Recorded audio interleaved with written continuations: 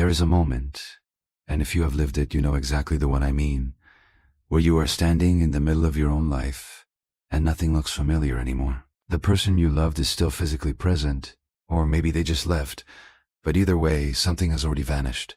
Something that cannot be named, cannot be pointed to, cannot be explained to anyone who hasn't felt it. And the terrifying part is that you cannot tell whether what broke was the relationship, or whether what broke was you. This is not a story about a bad breakup.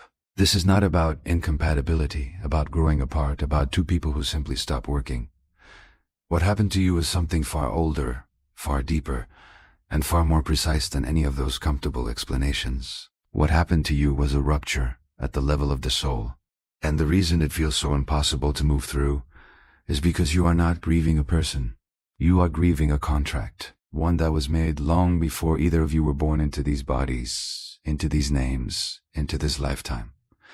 When an empath and a narcissist meet, the world tends to call it a toxic relationship. Therapists give it clinical names. Friends call it a red flag situation, but none of those words come close to capturing what is actually happening beneath the surface. Because what is happening is not psychological, it is not behavioral, it is energetic, it is spiritual, and it operates according to laws that most people were never taught to see. You were not randomly chosen. That feeling you had from the very beginning, that electric recognition, that sense of knowing them from somewhere you could not identify, that inexplicable pull that made every rational warning feel irrelevant.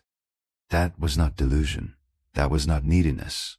That was your soul recognizing a contract that had already been written, a contract that said, these two will meet, these two will shake each other at the root, and through that shaking, one of them will awaken into something extraordinary.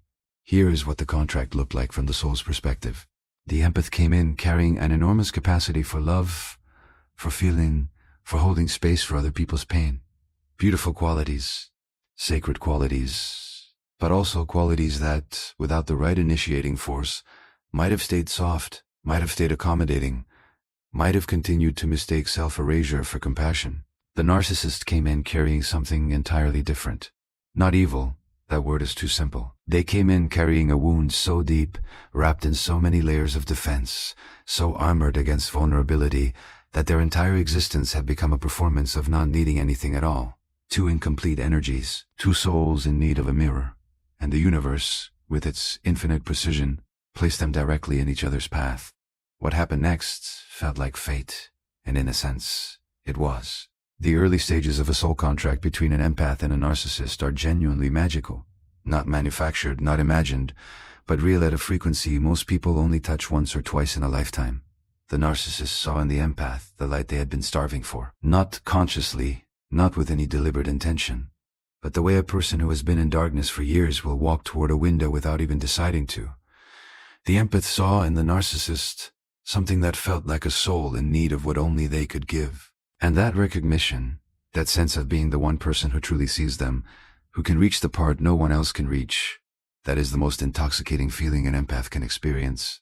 It is not a flaw. It is the very design of the contract. But here is where the contract reveals its shadow side. Because the empath's gift, this extraordinary capacity to feel, to empathize, to absorb another person's emotional world, becomes, in the presence of a narcissist, a supply, not a connection, a source. The narcissist does not bond the way the empath bonds. They attach the way a drain attaches to water, constantly, silently, and without any awareness of what the other side is losing. And because the empath is wired to feel responsible for the emotional state of the people they love, the dynamic is almost perfectly self-sustaining. The empath gives, the narcissist takes, and the empath gives more, trying to reach a moment of fullness that never arrives. Months pass, sometimes years. The empath begins to notice something changing, not in the narcissist, in themselves, a tiredness that sleep does not fix, a confusion that logic cannot untangle, a version of themselves they no longer recognize in the mirror. They have been slowly, systematically and completely unconsciously drained, not because the narcissist is a monster, but because the narcissist is operating from a wound so ancient, so layered, so protected by the ego's architecture, that they are genuinely incapable of seeing what they are doing. They cannot give what they have never received. They cannot offer safety when their entire inner world is one long emergency, and then the contract breaks. Not always with a dramatic ending, not always with cruelty or an obvious betrayal. Sometimes the contract breaks in silence, in withdrawal, in the slow replacement of warmth with indifference. In the moment the narcissist, faced with the choice to grow or to run, chooses to run. And the empath is left holding every piece of what was built between them, the memories, the promises, the future that was supposed to happen, while the other person acts as though the contract never existed at all. That is the M. All meant this story really begins, not at the meeting, not during the relationship, but in the aftermath of the break, in the space between who you were before them and who the universe is now asking you to become. Because when a narcissist breaks a soul contract with an empath, something extraordinary is set in motion. Something that looks from the outside like destruction, but from the inside, from the soul's perspective, is the most precise and purposeful transformation a human being can undergo. You are not at the end of something. You are at the threshold of everything. The days after the contract breaks do not feel like transformation. Let's be honest about that. They feel like the floor has been removed from beneath you, and no one told you the fall would last this long. You wake up and, for 1/2 second, before full consciousness arrives, everything is fine, and then it lands. The weight of it, the reality of it, and you have to begin the day carrying something that has no name, no shape, and no clear end. People around you will say you are grieving, and you are. But what you are grieving is so much larger than what any of them understand, because they think you are grieving a person. You are not only grieving a person, you are grieving a version of yourself that no longer exists. You are grieving the future you had already built in your mind, brick by brick, conversation by conversation. You are grieving the feeling of being known, or what felt like being known, and the devastating discovery that what you mistook for intimacy was something far more one-sided than you were ever allowed to see while you were inside it. Here is what almost no one tells you about the empath's grief after a narcissistic soul contract breaks. It is not linear. It does not move from pain to acceptance in any order that makes sense. It moves the way energy moves, in waves, in reversals, in sudden stillnesses that feel more frightening than the storm. One day you feel clarity so sharp, it almost feels like freedom. The next day, something as small as a song, a smell, the particular quality of afternoon light in a room, pulls you back under completely. And you begin to wonder if something is wrong with you. If you are broken in a way that cannot be repaired. If the intensity of what you feel is evidence of weakness rather than depth. It is not weakness. It is perception. And you need to understand the difference before you can move through this. The empath does not grieve loudly because they loved recklessly. They grieve deeply because they loved with the entirety of their being. Every feeling they have ever had has always been full volume, full color, full contact. That is not a flaw they need to correct.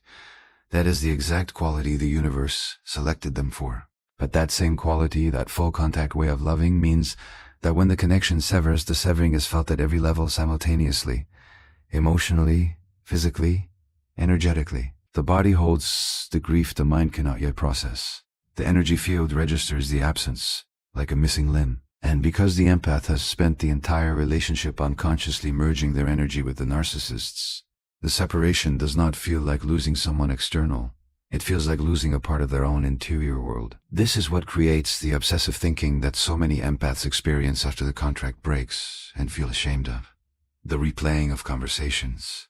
The searching for the moment everything changed. The obsessive reviewing of every exchange. Looking for the clue they missed, the word they said wrong, the version of events in which they could have made it turn out differently. This is not weakness. This is not pathology. This is your mind trying to locate the exit wound, trying to understand at a cognitive level something that did not happen at a cognitive level. The relationship did not end because of something you said or did not say. It ended because the narcissist reached the threshold of the contract, the moment where genuine transformation was being asked of them, and they chose, at the level of the ego, to step away rather than step in. You could not have changed that. Not with better words, not with more patience, not with a different version of yourself. The narcissist's inability to stay inside the contract had nothing to do with the adequacy of your love. It had everything to do with their relationship with their own soul, which is a battle that could never be fought on your behalf and can never be won by you standing in for them. But here is what makes the empath's position uniquely painful and uniquely powerful at the same time. Because of the depth of the energetic bond that formed during the relationship, the connection does not end simply because the person leaves. The cord does not cut when the door closes. Long after the narcissist has physically exited, their energy remains present in the empath's field. This is why you still feel them. This is why you sense when they are thinking about you, when they are struggling, when something has shifted in their world even though they are no longer in yours. This is not imagination. This is not fantasy or wishful thinking dressed up as intuition. This is the energetic residue of a soul-level bond that was never properly closed. And the narcissist, for all their performance of indifference, feels it too. They would never name it that way. Their ego will construct an entirely different narrative. They have moved on, they are fine, they never needed you in the way you thought. But in the quiet moments, in the hours, they cannot fill with distraction. They feel the absence of what you gave them like a cold draft through a room they cannot locate the source of. They do not understand it as loss. Their self-protection architecture will not allow that, but it registers. It moves through them, and it will continue to move through them in ways we will return to. For now, the focus belongs entirely on you, on what is happening inside you during this period. Because this phase, this dark, disorienting, grief-saturated phase, is not empty time. It is not wasted time. It is the most active phase of your soul's entire journey in this lifetime. What looks from the outside like falling apart is at the energetic level a complete restructuring. Your entire inner architecture is being taken apart and rebuilt according to a new blueprint. One that no longer has room for self-erasure. One that no longer confuses suffering with devotion. One that is beginning, slowly and painfully and magnificently, to learn the difference between loving someone and losing yourself inside them. The universe does not waste pain. Every moment of this, every sleepless night, every wave of grief that surprises you in ordinary moments, every flash of rage followed by guilt followed by longing, every single moment has a function. It is burning away everything that was never truly yours to carry, every belief that your love needed to be earned, every pattern that taught you to shrink so someone else could feel large, every version of yourself that agreed to be less so the contract could continue. That version of you is dissolving, and what is forming in its place is something the narcissist never got to see, something, in truth, they were never capable of seeing. The version of you that exists on the other side of this is not harder, is not closed, is not defended against love. It is simply someone who has learned, at the most profound level possible, that love begins inside. That the light they spent years trying to give to someone who could not receive it was always, first and most essentially, their own. You are not losing yourself in this grief. You are finding the self that was there before the contract was ever signed. There comes a point in every empath's journey through this, somewhere between the initial devastation and the first real breath of freedom, where the questions change. In the beginning, every question points outward. Why did they do this? Did they ever really love me? Do they miss me? Are they thinking about me? Will they come back? These questions feel urgent, feel necessary, feel like if you could just get the right answer to even one of them, the pain would finally make sense, and the healing could begin. But here's what those questions are really doing. They are keeping your attention locked onto someone who has already redirected all of their attention away from the truth. They are asking you to find resolution inside a person who is constitutionally incapable of offering it.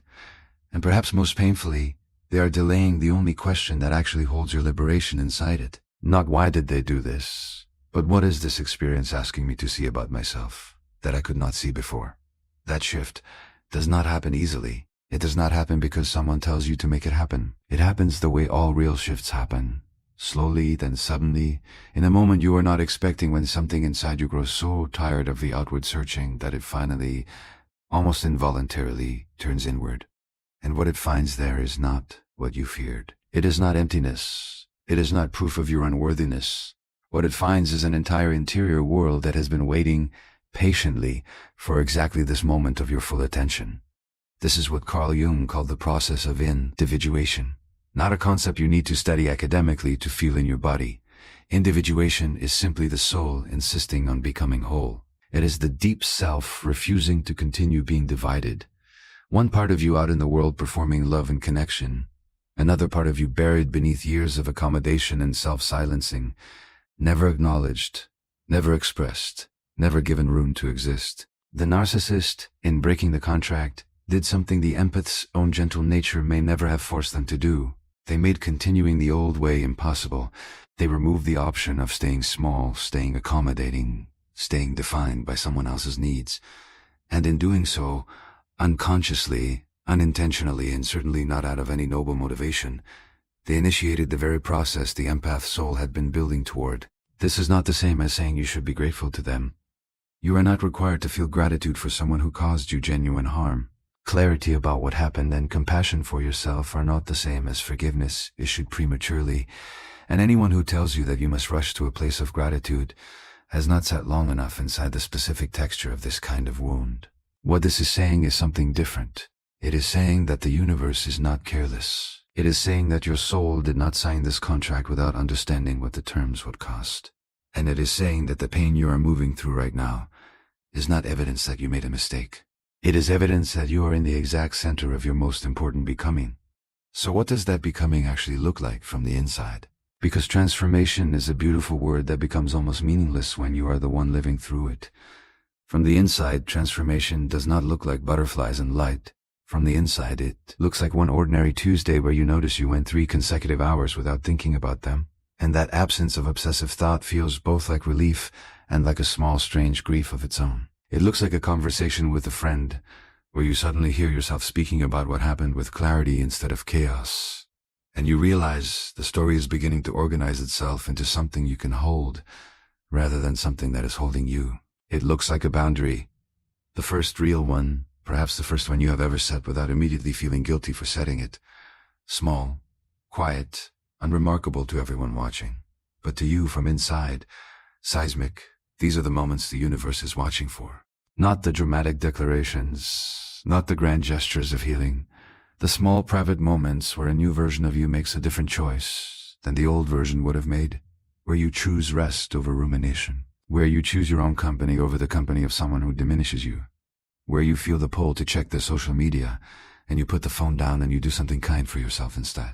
Each of those moments is a thread in the new fabric of who you are becoming, and they are accumulating even when it feels like nothing is changing, even when the grief comes back and convinces you that you have made no progress at all.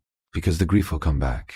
That needs to be said plainly. Healing from a narcissistic soul contract does not move in a straight ascending line toward wholeness. It moves in a spiral. You will return to the same pain more than once, but each time you return, you will be slightly higher on the spiral than you were before. The same emotion, but viewed from a greater height. The same memory, but held with a little more understanding. The same wound, but healing from a deeper layer. This is not regression. This is how genuine soul work actually operates. It goes deep before it goes forward. And every time you think you have already dealt with something, and then find it surfacing again, you have not failed. You have simply reached the next layer. During this phase, something else begins to happen that the empath rarely expects. The intuitive gifts that were so often used in service of the narcissist, the sensitivity, the ability to read energy, the perception of what is unspoken, begin to redirect. They begin to function in the direction they were always meant to function, inward first, toward the empath's own inner world. You begin to sense your own emotional states with a precision you never applied to yourself before. You begin to notice the difference between what you actually want and what you have been conditioned to want. Between the relationships that genuinely nourish you and the ones that simply feel familiar because they replicate an old pattern. Between the voice of your own soul and the voice of old wounds pretending to be wisdom. This is the beginning of sovereignty, not independence in the cold, self-protective sense, not the closing off of the heart that trauma sometimes masquerades as strength. Sovereignty in the true sense, the ownership of your own inner territory, the knowledge that what is inside you belongs to you, that your energy is yours to direct, that your love, which is enormous and real and extraordinary, does not have to be spent proving itself to someone incapable of receiving it. It can be given freely, generously, and with eyes open to whether it is actually being met. The narcissist broke the contract because staying inside it required them to face themselves. You are now doing the very thing they could not. You are facing yourself. Fully, with all the fear and resistance and pain that comes with it. And that distinction, that single profound distinction, is what determines everything that comes next. Section 4 of 4. There is something that happens on the other side of this that no one can fully describe to you in advance, because language was not built to carry it accurately. It is not happiness in the conventional sense. It is not the absence of pain, or the return of everything that felt normal before they entered your life. It is something quieter than happiness, and more durable than it.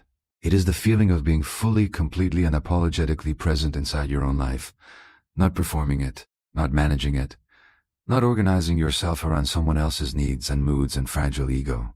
Simply living it from the inside out as the person you actually are. And when you first touch that feeling, even for a moment, even briefly before the old grief tries to pull you back, you will understand with absolute certainty that everything you moved through was not punishment. It was preparation. But before we arrive fully at that place, there is something important that needs to be witnessed.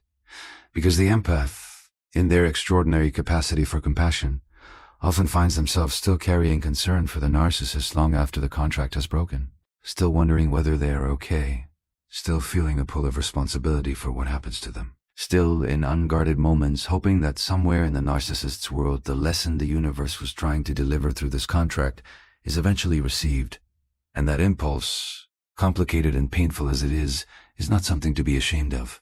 It is actually one of the most defining qualities of who you are, but it needs to be held clearly, without illusion, so it does not become the thing that keeps you tethered to a cord that is ready to be released. So here is what is true about the narcissist after the contract breaks, not as judgment, not as revenge fantasy, but as honest, clear-eyed witness to what the soul's law actually produces. When the narcissist walks away from the contract, they walk away believing they have chosen freedom. The ego frames it that way, as escape, as victory, as a natural result of their superiority over someone who needed too much, felt too much, expected too much. The story they tell themselves, and anyone who will listen, is clean and self-serving and entirely disconnected from any accountability. And for a period of time that story works. They find new supply, they rebuild the performance, they move through the world as if the contract never existed, as if you never existed, as if nothing of any real consequence occurred between you. But the soul does not forget what the ego refuses to acknowledge. And this is the part that unfolds in silence, in private, in the spaces between the performance where no audience is watching. The narcissist begins to notice that nothing lands the way it once did. New relationships that start with the same electric promise somehow feel flat beneath the surface. Accomplishments that were supposed to fill the void leave it untouched. The supply from new sources nourishes them the way sparkling water nourishes genuine thirst. It creates the sensation of drinking without addressing the actual need. And the actual need, which is the need to be genuinely seen, genuinely known, genuinely met at the level of the soul rather than the ego, is the very need they have spent their entire life running from, and the very need that only the empath, with their extraordinary depth of perception, ever came close to meeting. This is the narcissist's quiet collapse. It does not look like collapse from the outside. They are too skilled at maintenance, too practiced at the performance of being fine. But inside, in the territory of the soul they have denied access to for so long, something is shifting. Every person they encounter who cannot reach them the way you reached them is an unconscious reminder of what was broken. Every moment of emptiness that surfaces despite their best efforts to fill it with noise and movement and new faces is a message from the soul that the lesson is still waiting. The universe is infinitely patient. It does not revoke the lesson because it was refused once. It simply keeps presenting it in new form, through new circumstances, with increasing intensity until either the soul opens or the ego consumes itself entirely. Some narcissists will reach a threshold, perhaps years from now, perhaps never in this lifetime, where the cost of running becomes greater than the terror of turning inward, where the emptiness becomes too vast to paper over with any amount of new supply or performance or self-deception. And in that threshold moment, something in them will remember, not you specifically though, perhaps you, but the quality of what existed in the contract. The quality of being in the presence of someone who saw them without flinching, who loved the parts they themselves found unlovable, who held space for a soul that had never been safely held before. They will remember what it felt like to be genuinely met, and the weight of having walked away from that will land on them with a force that no external consequence could match. You do not need to wait for that moment. You do not need it to happen in order for your own liberation to be complete. Your contract has a conclusion that belongs entirely to you, and it does not require their participation, their acknowledgement, their apology, or their return. Your side of the contract closes the moment you stop defining yourself in relation to what they did or did not do. The moment your own becoming is more interesting to you than their unraveling. And that moment is closer than you think. Because the very fact that you are here, moving through this, asking these questions, doing this work, that is not the behavior of someone who is broken. That is the behavior of someone who is against considerable odds and with extraordinary courage, choosing to grow. So let us talk about what you are growing into. Because this is where the story stops being about what happened to you and starts being entirely about who you are. The empath who moves through a narcissistic soul contract and out the other side does not emerge as a smaller, more guarded version of who they were. They emerge as something the contract was always designed to produce. Someone who loves with their whole heart and knows their own worth simultaneously. Someone whose compassion no longer requires the cancellation of their own needs to be genuine. Someone who can feel everything, all the sensitivity, all the depth, all the extraordinary perception that was always their gift, without losing the thread back to themselves in the feeling. The boundaries you build now are not walls. They are the architecture of a life that finally has room for you inside it. The love you offer now is not smaller because it is clearer. It is larger because it comes from a self that is whole rather than a self that is hoping to become whole through giving everything away. The relationships you build from this point forward will feel different, not because you have become harder to reach, but because you have become more precisely yourself, and that precision will call toward you people who can actually meet you there. Not people who need your light to compensate for their darkness, people who carry their own light and recognize yours. This is what the universe was building toward when it wrote the contract. Not the relatio, endship, not the wound, but this. The version of you standing on the other side of the most difficult passage of your life, intact, awake, and luminous in a way that has nothing to do with anyone else's perception of you and everything to do with your own.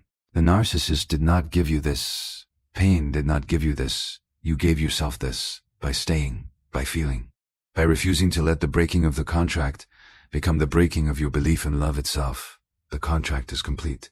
Not because they returned, not because justice arrived in any visible form, but because you did. You returned to yourself, fully, finally, and without apology. And that, in the language of the soul, in the mathematics of the universe, in the only accounting that has ever mattered, is everything.